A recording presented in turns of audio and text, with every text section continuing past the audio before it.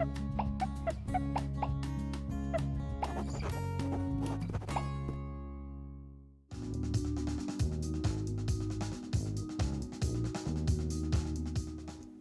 esta sesión vamos a hablar sobre el autocuidado y el aseo. Es importante tener en cuenta que cuando hablamos de autocuidado estamos haciendo referencia a todas las prácticas de cuidado que se proveen para el sí mismo, a nivel emocional y a nivel instrumental.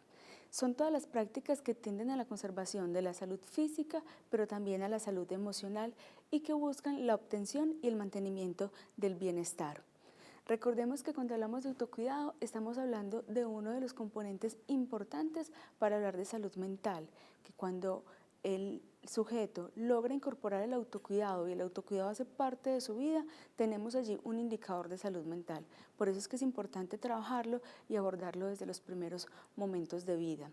El autocuidado también es un aprendizaje producto de los cuidados recibidos, es decir, el niño aprende a cuidarse a sí mismo tras la experiencia de haber sido cuidado.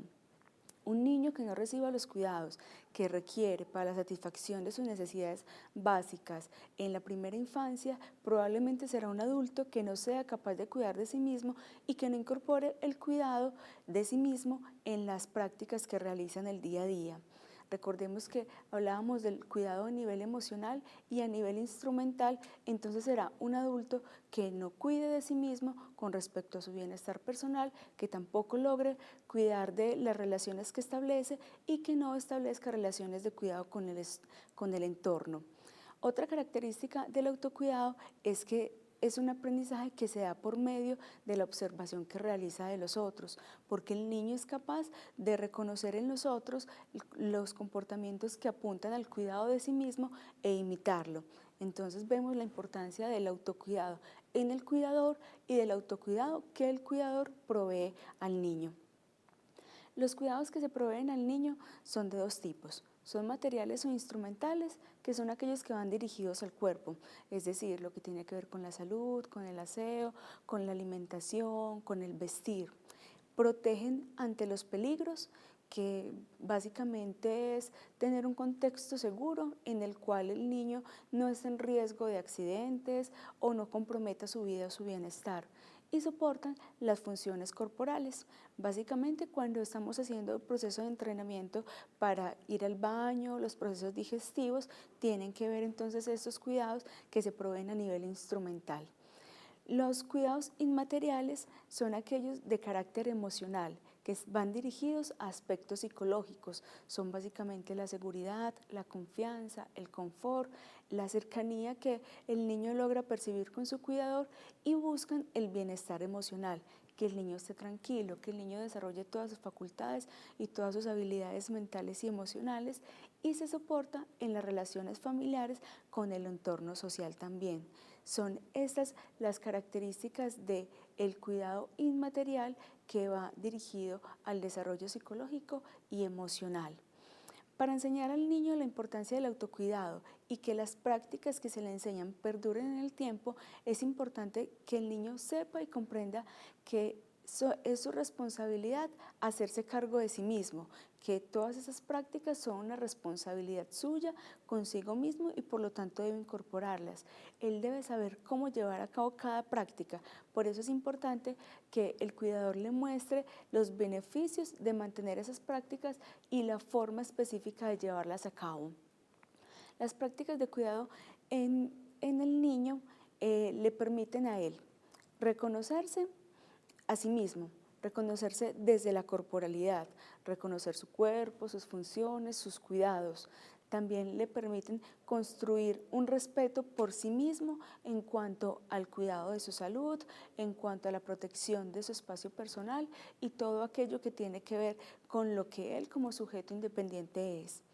También le permite aumentar la confianza en sí mismo, en tanto sabe que es capaz de proveerse a sí mismo algunos de los cuidados que antes provenían de los otros, ahora los puede hacer, entonces esto le da seguridad y confianza en sí mismo. Por otra parte, el niño aprende a respetar el cuerpo de las otras personas, así como ha aprendido a respetar el suyo. Vemos entonces la importancia de estas prácticas que en el día a día se realizan de una forma cotidiana y que tal vez no se tiene el conocimiento del impacto que tienen en la construcción psíquica del niño. Por eso, las recomendaciones que podemos hacer a los cuidadores es que cuando ellos están realizando estas prácticas de cuidado con los niños, puedan explicarle exactamente qué están haciendo, por qué están haciendo esa práctica, para qué sirve y cuáles son los beneficios de realizar dicha práctica, para que el niño aprenda a verlas como algo que va más allá de algo que simplemente se tiene que hacer, que vea el impacto y que vea los beneficios de esta práctica en particular en sí mismo. También es importante explicarle el paso a paso de cada práctica. Cosas simples como, bueno, te vas a peinar, entonces es importante que cojas el cepillo, que tengas el cabello de tal forma, explicar el paso a paso para que el niño pueda incorporar esto en forma de rutina en su día a día.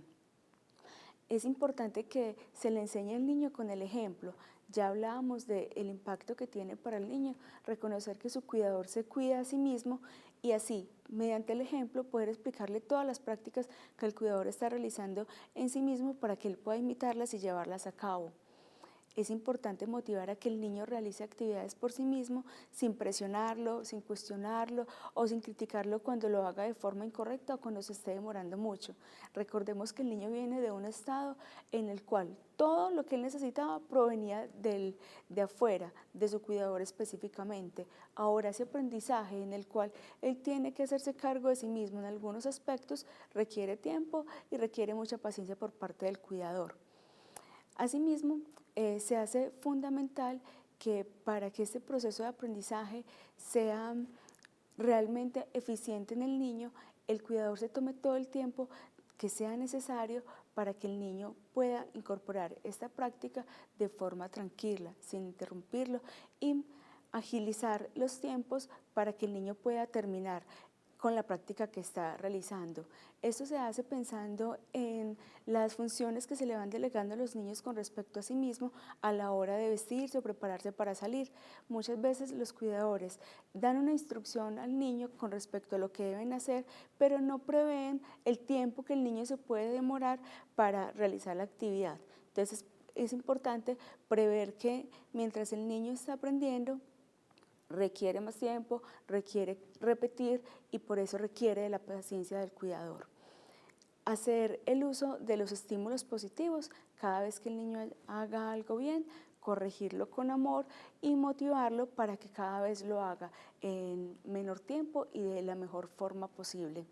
Como vemos, son prácticas que son muy fáciles, que son del día a día y que prácticamente todos los niños han pasado por esa experiencia de cuidado, pero depende del énfasis y de la cercanía que tenga el cuidador con el niño a quien se le están proveyendo estas necesidades, estas prácticas, que tenga un efecto significativo en su vida o que simplemente se vuelvan una práctica de la cotidianidad. Este es el abordaje que damos al tema del autocuidado. Espero haya sido de claridad.